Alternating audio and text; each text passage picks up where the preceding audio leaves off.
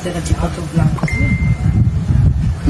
Era hitanao nefa tianao ataontsika Che zegny edy baka zalahy olo fa mode teknolojia mba aloha. tianao boka le problème zegny le postera hitanao anaty telefône ao tianao ataontsika nefa anao tsisy raha elo amin'izay raha io anao malakajo Aia raha vitan'olo ke tsy vitako malakajo iny mba sy izy baka mbagnany efo. tianao fotsika magnano andavanandro olo no tsisy raha parira ataonao zakazo asedy satria za tsy azonao za zany tsy vitika andeha raha zegny satria malakajo anao malakajo raha ataonao tsisy raha pare tsy raha vitanao hely raha andeha ataotaonao anao matometa gavia mambalo azakazo na le ataontsika io ataontsika te tsy vitanao tsy izy io ty mahita raha anaty telefône andeha atao koa 10 minutes fulano na 30 secondes asika magnano vio anao tsy vita ke mendraka 2 minutes zegny koa andeha ataonao aroy fokontatsika aroy za zegny malaigna kajo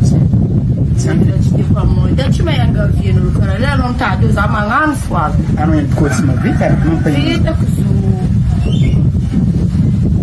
zo fidila fenêtre fodiany zo andra mafalajiavy io tsy fonado tsy tiako fa misy olo avy tamiko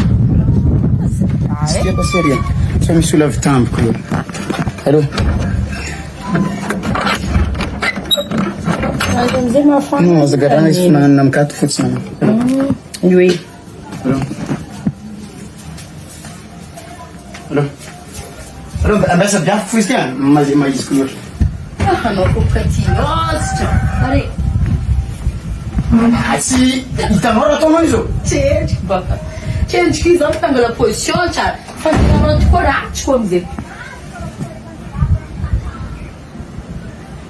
ity magnano karaha igny baka anao mampanizy aminao igny tanao mandraiky mangoroorokolokinakao a tanao karaha draiky isany tsy mitoky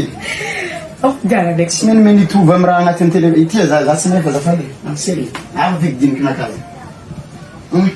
postera sara raiky fa mampianatra anao zala raha hoe volako taminao to tsy vitanao io za tsy agny vigidiniky nakavy fiangona tadolo hafa zanganao aminaka